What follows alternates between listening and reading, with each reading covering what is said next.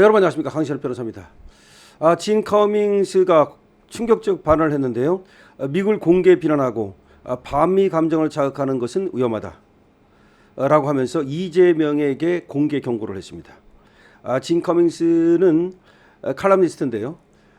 결국 이재명이 반미 감정을 자극하고 선전선동하는 거 아니냐, 그것은 한미 관계를 위태롭게 하는 것이다 라고 하는 그런 경고성 칼럼을 쓴 겁니다.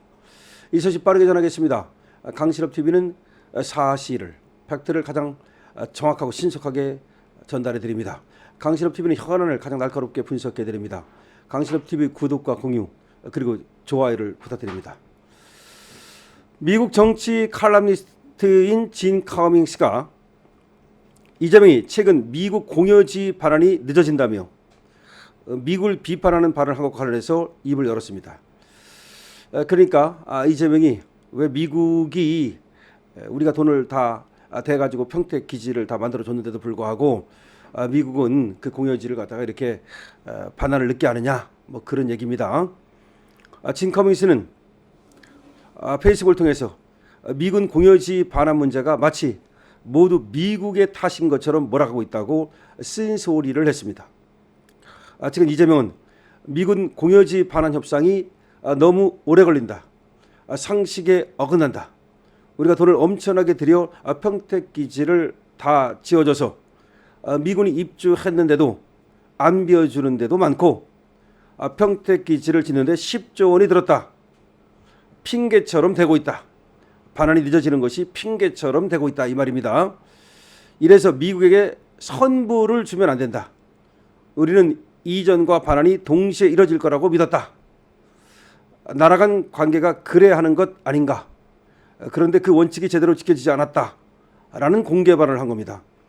무슨 말이냐면 평택 기지를 짓는데 10조 원이 들었고 우리는 먼저 그렇게 선불을 줬는데, 먼저 해줬는데 미국이 공여지를 반환을 제대로 안 해주고 있다. 공여지라는 것은 우리가 미국한테 빌려줬던 땅을 말하는 겁니다. 그거를 미국이 우리한테 되돌려주지 않고 있다, 너무 늦어지고 있다, 그런 불만의 말을 이재명이 최근에 했습니다. 그런데 그거와 관련해서 진 커밍스가 이재명에게 말이죠, 대단히 위험한 발언이라고 얘기를 하는 겁니다. 진 커밍스는 이러한 문제가 마치 모두 미국의 탓인 것처럼 몰아가는 것에 의문을 표하면서 실제 상황을 소상하게 구체적으로 짚어냈습니다. 진 커밍스의 페이스북 글에 따르면 2000년대 중반 용산기지 이전 계획과 연합토지관리계획에 따라서 서울 용산 등 수도권, 경기 북부 미군기지를 평택으로 통폐합하기로 했다는 겁니다. 한국이 평택기지 건설 비용의 대부분 미국 측 발표에 의하면 약 90% 이상을 부담한 것은 사실이라는 겁니다. 총 사업비가 약 10조 8천억이 들었고 당시 환율로 당시 환율로 10조 원 정도가 들었고 한국이 이를 대부분 부담했다는 겁니다. 이렇게 미군 기지를 옮기면서 미군은 더 이상 쓰지 않는 옛 기지를 한국에 반환하기로 한 거라는 겁니다. 그렇죠. 이렇게 이제 평택에 기지가 10조 원 들여가지고 마련되니까 미군이 더 쓰지 않는 그런 기지는 이제 한국에 반환하기로 한 거라는 겁니다. 실제로 미군 병력 이전은 2017년부터 2018년쯤 상당 부분이 끝났고 일부는 반환됐지만 일부는 아직 반환되지 않은 채 방치된 곳도 있다는 겁니다. 특히 동두천, 의정부, 파주 등에 방치된 땅이 있다는 겁니다. 진 커밍스는 그런데 중요한 것은 공여지 반납이 늦어지는 이유가 미군이 한국에 땅을 돌려주기 싫어서가 아니라, 이게 돌려주기 싫어서 안 돌려주는 것이 아니다, 이 말입니다. 이게 중요한 겁니다. 그동안 한국 정부가 미국에 요구해온 조건들, 이게 있다는 겁니다. 그러니까 미국이 한국에 땅을 돌려주기 싫어서 안 돌려주는 게 아니라 한국이 미국에 요구했던 조건들 때문이라는 겁니다. 특히 노무현 정부 때 한국은 한미 소파 주한미군 지휘협정에 정해진 협정 기준을 넘어서 미국 측의 추가적인 환경오염 조사와 정화비용 부담을 계속 요구해 왔는데 이 문제 때문에 협의가 늦어졌다는 겁니다. 그러니까 돌려주는 건 별 문제가 아닌데 미국 측이 쓰다가 거기가 땅이 오염되고 그리고 정화하는 데 비용이 드니까 그 비용을 갖다가 미국 측이 부담해달라 뭐 그런 요구를 했는데 그걸 두고 한미 간의 협상이 제대로 안 돼가지고 지연되고 있다 이런 말입니다. 상황이 이런데도 이재명은 이러한 내용은 일체 거론하지 않고 마치 한국이 미국에게 뭔가 손해를 끼치고 미국이 한국을 약탈하는 것처럼 이렇게 몰아간 것이라고 진 커밍스는 비판합니다. 이재명이 국민을 상대로 어떻게 뻔뻔스럽게 거짓말을 하는지 이번에도 여실히 드러났다고 말하고 있습니다. 그러니까 못 들려주는 것에는 어떤 그 협상이 아직 끝나지 않았기 때문에 그런 건데 미국이 일방적으로 약속을 어기고 한국에게 땅을 돌려주지 않는 것처럼 이렇게 말을 하고 있다. 그거는 잘못된 것이다 이 말입니다.